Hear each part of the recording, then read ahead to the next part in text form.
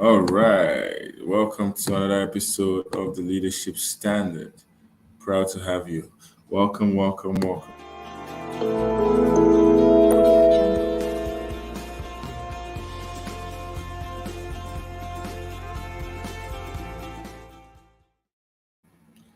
Alrighty. So for those who are just joining us, my name is Buchilo KK, and I am the host for today's episode of the Leadership Standard. Right. Today is April 29th, 2023. So let's dive right into it today. Some few things have been going on in Nigeria that is reminding us of the reasons why a lot of people are suffering and smiling. Now, I'm just going to dive straight into it because when you look at the circumstances of life and living, and what it requires to be a Nigerian, you see that there's a lot of hardship and a lot of things at stake as to what it requires to be a Nigerian. A lot of Nigerian people are suffering. A lot of Nigerian people are lost. A lot of Nigerian people are seeking help in places all around the world where they don't even get the benefit of the doubt.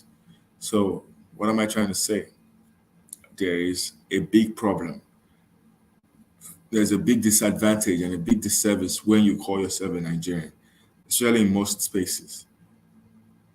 Apart from the fact that Nigerians are naturally very strong, independent, and smart people, the government of Nigeria itself has not made it easy for Nigerians. The government of Nigeria has not made it easy for Nigerians to have a better feeling of citizenship. So when you ask yourself, what are the benefits of being a Nigerian? What are the benefits? What do you benefit from being a Nigerian? Apart from the food and the entertainment that exists and sports that exist, other than some of those key factors, internally there's really not much benefit. You know, um, schools are on strike, lecturers are on strike, the airports are horrible. People whose lives and livelihoods are not really, it's not really something that you look at and be like proud of. The livelihood of most Nigerians is below par, and poverty is very rampant in the economy of Nigeria. So today, the topic of today is the many cries of Nigeria. Many cries of Nigeria. Now let us start with one of these topic that I feel is something we need to highlight, and that's for the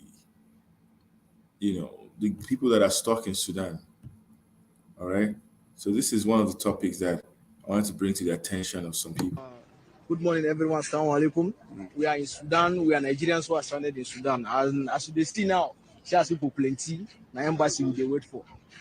Nigerian government don't give them money, and this will don't promise us 20 things. Say they go carry us come on. Say they don't pay for bus. They say now 40 buses they pay for. Now the embassy tell us. Say 20 will go the first day, 20 will go the second day, but the first day only 10 buses we see. The other 10 will not see them. They say maybe the first 10 will go, later another 10 will come, but we will not see that 10 more. So you hear what they're saying? They told them that the buses were going to come and pick them up. The buses did not come. They told them there were going to be 20 buses that will come and pick them up. Rather, only 10 buses came, right? And you know that there has been multiple advancements given to them, monies and everything given to them. Yet none of these things are coming up as they have planned. So the people are stuck. The people are stuck, at the border. They don't know what to do. They don't know what to do.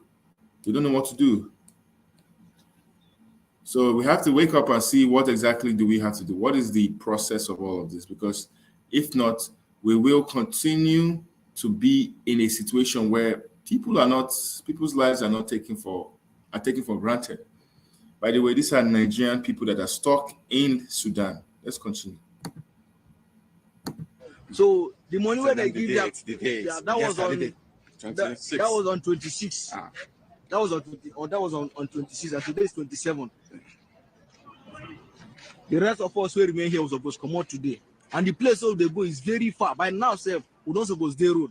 When embassy leave us here, The time is almost 10 o'clock. We no see boss. 10:30. This 10:30. We no see boss. We no see people from embassy. We no see anybody. They just abandon us here. We don't even know what is their plan. We have not seen any boss. So this is the situation we face for Sudan. Why our government they do all this kind of thing always? What thing be the problem? What thing we do them? My crime to be Nigeria. You already said why our government they do this kind of thing always. Waiting we do them. Now crime to be Nigerian. You have to listen to the details of what these people are saying. And you understand that Nigerians are crying everywhere. Nigerians are crying everywhere. There is a natural cry and the service that comes from being in Nigeria. That's why a lot of people are leaving Nigeria. That's why there is a Japa syndrome. People are packing their bags and they are leaving Nigeria to other countries in the world where they can have benefits of livelihood, benefits of life. Because at the end of the day, we only promised one life. We only promised one life. And if you are promised one life, born in Nigeria, what is the benefit of being in Nigeria? That's the question I'm asking. And it's an honest question. What is the benefit of being in Nigeria? What do we do? Even countries like we say they don't get passport for Sudan don't for months. Yes. So what do we do? Why do they do this kind of thing? They don't give them money. They say 150 million.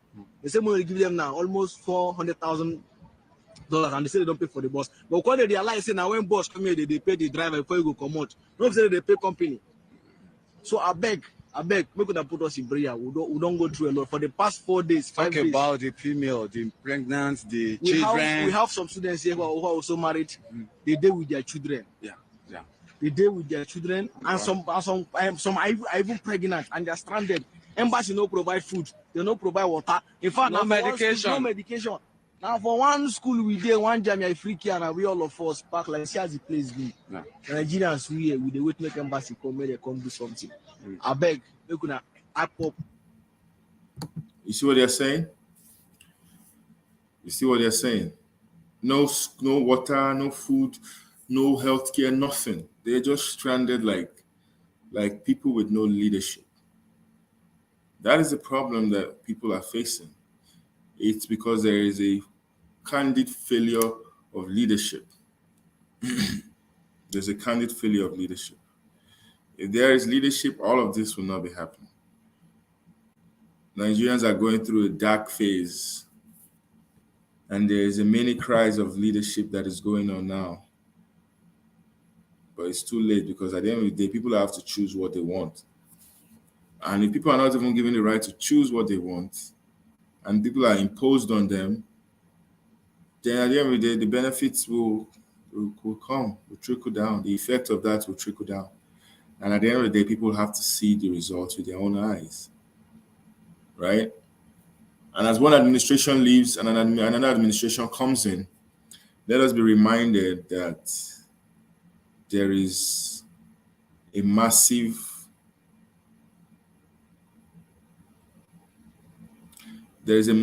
opening coming in right now. And that opening will come in from different perspectives.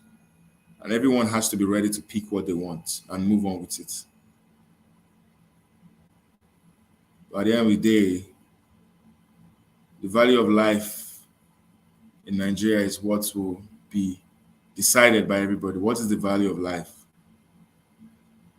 How do we value a life in Nigeria? What is the value of one Nigerian life? That will be decided by everybody. It's not just one person that will determine that. It's everybody that will determine that.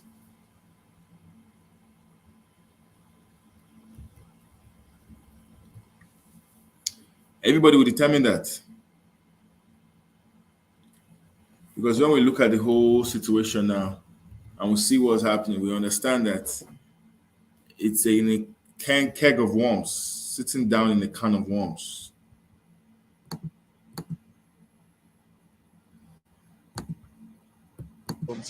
I beg, make una help us as if we say what we do there. Why they do us like this?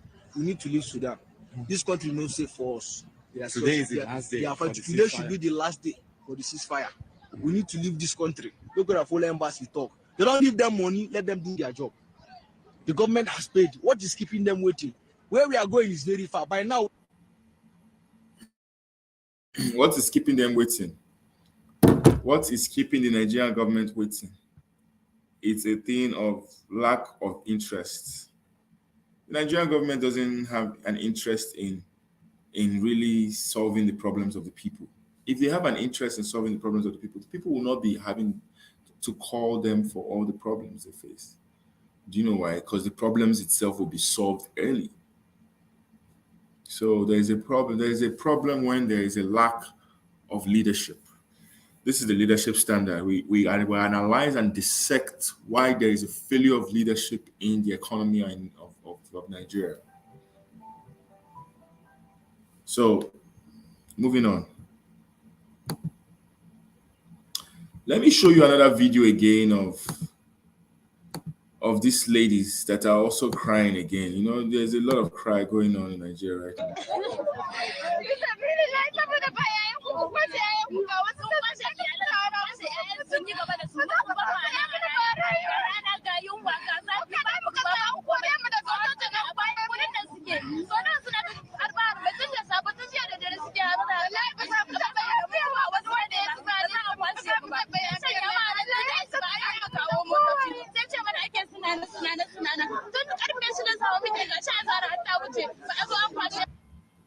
You see that? You see these young girls that are crying? They're crying because of failures of leadership. The failure of leadership. Look at this.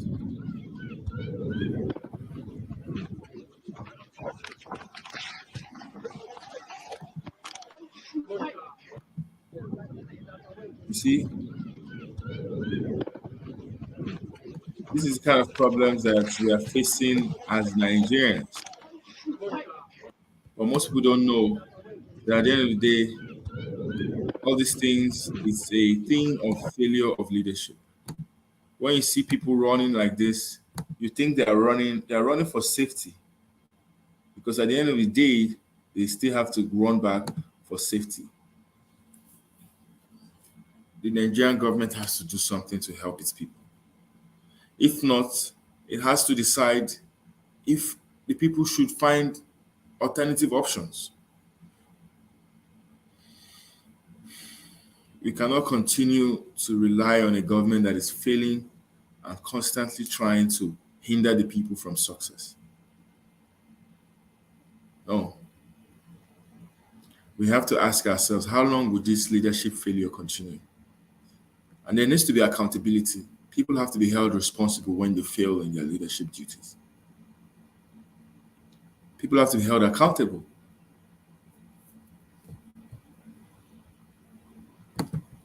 And there's nothing wrong when you ask people to be held accountable. There's nothing wrong. Accountability helps for growth. When people are accountable, it helps grow the economy. It helps grow people. But people don't want to be accountable.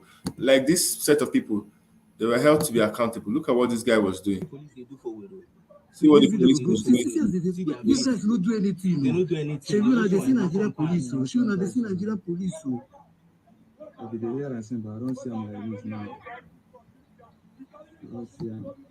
Which kind of country did this? This boy said he knows them. Which kind of country did this? Which kind of country? Almost yes, they got them with cutlass. Which kind of nonsense be this, man?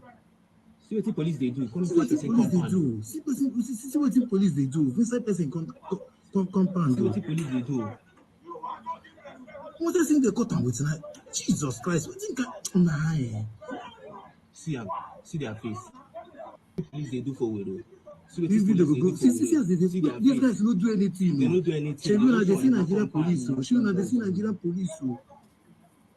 Any cries of being in Nigeria. You see what they did to this person?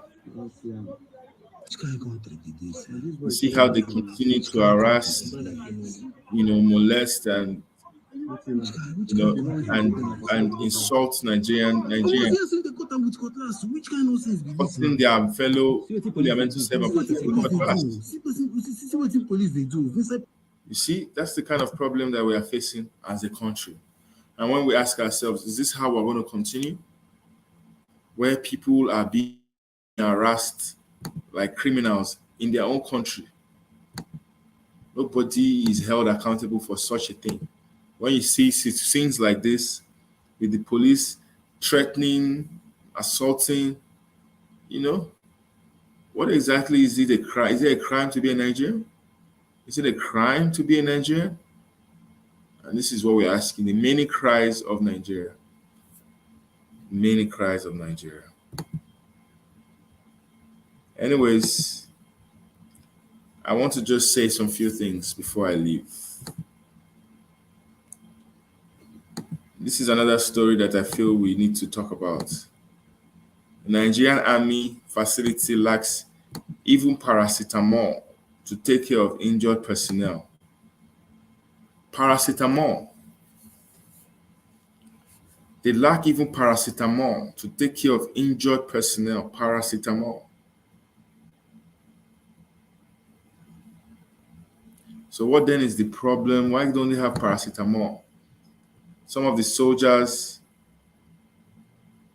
told Sahara reporters that the state of their healthcare facility is so bad that they don't even have paracetamol in the hospital.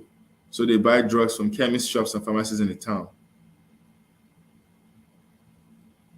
Troops of the Nigerian Army of 145 Battalion, Borno State, have lamented that soldiers are reportedly dying due to their terrible poor state of their healthcare system. Some of the soldiers told Sahara reporters that the state of their healthcare facility is so bad that they do not even have paracetamol in the hospital. Hence, they only buy drugs from chemist shops and pharmacies in the town. They said that over 7 months now, we don't know why there is no drug in our hospital. Troops always buy drugs from the town to treat themselves. The soldiers recounted that on Monday, troops went on to market, patrol, and entered a mine, which led to death of some soldiers while others sustained serious injuries. In this case, the first aid support was needed to administer on these troops injured, but even paracetamol was not in the hospital. Some of the soldiers who called on the theater commander, Operation Hadinkai Madiguri, Major General I.S. Ali, Sector 3 Commander and Commander 5 Brigade, to take urgent action to solve their problems. Recall that since 2022, some of the Nigerian Army personnel have been lamenting poor welfare, including the delayed payment of their salaries and non-increment of such. For over 10 years, they've been in service. For over 10 years. Over 10 years of service, they don't have paracetamol. No paracetamol in their hospitals to take care of soldiers that are blowing up their legs and their limbs to protect the Nigerian people. That can show you the decay and failure of leadership that exists. A very strong decay, eating everybody in its path. Anyways, I hope these few points of mine has been able to explain to you why the Nigerian people are crying. From the students to the soldiers, there is only one pattern that is synonymous amongst all of them, and that is the tears that they are shedding.